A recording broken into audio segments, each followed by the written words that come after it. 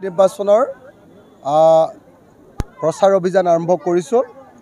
প্ৰথম সভাখন আমি আজি কৰিলোঁ ঢিং সমষ্টিৰ, নগাঁও জিলাৰ ঢিং সমষ্টিৰ এইটো কি বলিকটীয়া গাঁও পঞ্চায়তত আমি শামিমা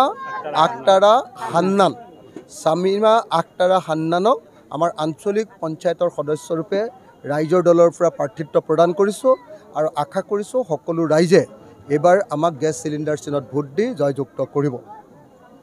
আমাৰ মূল লক্ষ্য হ'ল পঞ্চায়ত নিৰ্বাচনত বিজেপিক পৰাভূত কৰা।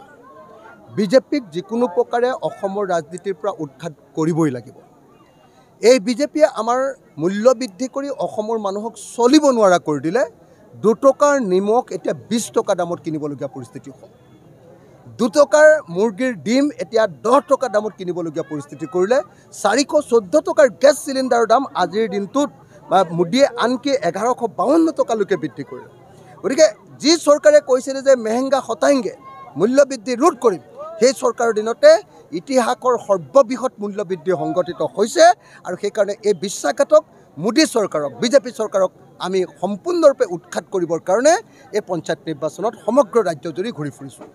দ্বিতীয় কথাটো হ'ল এই বিজেপি চৰকাৰে অসমৰ মানুহৰ মাজত সাম্প্ৰদায়িক সংঘাত লগায়, সাম্প্ৰদায়িক সংঘৰ্ষ লগায়, সাম্প্ৰদায়িক বিদ্বেষ সৃষ্টি কৰি, ঘৃণা সৃষ্টি কৰি, মানুহৰ জীৱন আৰু সম্পত্তি ধ্বংস কৰি এই চৰকাৰে অসমৰ মানুহক খতম কৰি দিব খুজিছে আৰু এই চৰকাৰে অসমৰ মানুহৰ বাক স্বাধীনতা সম্পূৰ্ণৰূপে শেষ কৰি পেলাব খুজিছে।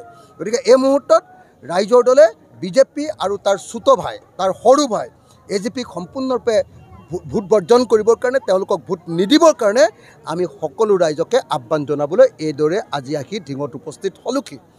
তৃতীয় কথাটো হ'ল যে হিমন্ত বিশ্ব শৰ্মাই যি ব্যাপক হাৰত ধাৰ লৈ গোটেই ৰাজ্যখনক দেউলীয়া কৰি দিছে আৰু প্ৰত্যেকজন অসমৰ নাগৰিকৰ ওপৰত এতিয়া 55,000 টকাকৈ ধাৰ লগাইছে। এজন মানুহে জন্ম হৈ 55,000 টকা ধাৰ। গতিকে এটা ভয়ানক পৰিস্থিতিৰ পিনে অসমৰ অৰ্থনীতি লৈ গৈছে। অসমৰ মানুহক দৰমহা দিব নোৱাৰা পৰিস্থিতিৰ সৃষ্টি হৈছে।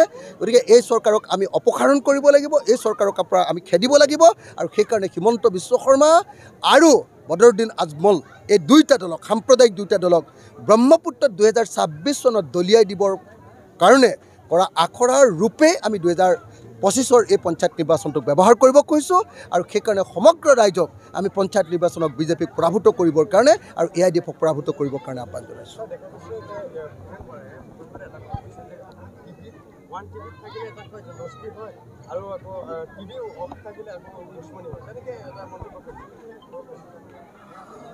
মানে মই আজিৰ দিনটোত আচলতে ভূপেন দাৰ সম্পৰ্কে একো ক'ব খোজা নাই, কাৰণ ভূপেন দা আৰু অখিল গগৈ তাৰমানে কংগ্ৰেছ আৰু ৰাইজৰ দলৰ লক্ষ্য এটাই। আমি একে লক্ষ্যৰে বিজেপিক 2026ত উফৰাব খুজিছোঁ। কিন্তু কংগ্ৰেছৰ স্বভাৱটো এইটো যে কংগ্ৰেছে সকলো বস্তু অকলে খাব লাগে। তেওঁলোকৰ জমিদাৰীখন শেষ হৈ গ'ল, কিন্তু এতিয়াও তেওঁলোকে নিজকে জমিদাৰ বুলি ভাবি থাকে আৰু বাকী গোটেই মানুহবিলাককে ৰায়ত বুলি ভাবি গোটেই মানুহবিলাককে নিজৰ ইচ্ছামতে ব্যৱহাৰ কৰিব খোজে। সেইকাৰণে তেওঁলোকৰ অহংকাৰটো নাই, শেষ হোৱা নাই কাৰণে মাজে মাজে এনেকুৱা কাজিয়া লাগে। তেওঁলোকে আপোনালোকে দেখিছে যে প্ৰথমটো উপ নিৰ্বাচনত সেইটোতো অকলে খেলিলে, তাৰপাছত আকৌ নেক্সট MP ইলেকশ্যন হ'ল, তাতো অকলে খেলিলে। আমি একেলগে খেলাৰ কথা কৈছিলোঁ, সেইটোও নুশুনিলে। তাৰপিছত আকৌ উপ নিৰ্বাচন হ'ল, সেই 5খনতো একেলগে খেলিলে। পঞ্চায়ত নিৰ্বাচনত একেলগে খেলিবলৈ ক'লোঁ, সেইটোও নেখেলিলে।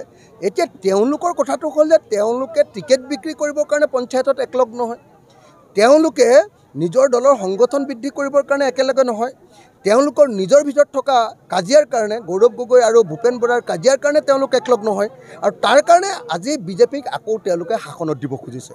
বিজেপিক খেদাবৰ কাৰণে তেওঁলোকে একলগ হ'ব লাগে, বৰং বিজেপিক খেদাব বিচৰা যিবিলাক পাৰ্টি তেওঁলোকৰ বিৰুদ্ধেহে তেওঁলোকে সদায় মানে এনেকৈ মানে খন্তি লৈ ৰৈ থাকে। আজি যি সময়ত বিজেপিক খৰুৱাবৰ কাৰণে কাম কৰিব লাগে, সেই সময়ত ৰাইজৰ দলক খৰুৱাবৰ কাৰণে তেওঁলোকে কাম কৰে। অসম জাতীয় পৰিষদক খৰুৱাবৰ কাৰণে কাম কৰে, CPMক খৰুৱাবৰ কাৰণে কাম কৰিলে, CPIMক খৰুৱাবৰ কাৰণে কাম কৰিলে। কংগ্ৰেছ এটা ভয়ানক দল, তাৰ পাছতো তাতকৈ বেছি ভয়ানক বিজেপি দলক হটাবৰ কাৰণে আমি কংগ্ৰেছৰ লগত আহিব খুজিছোঁ। ধন্যবাদ।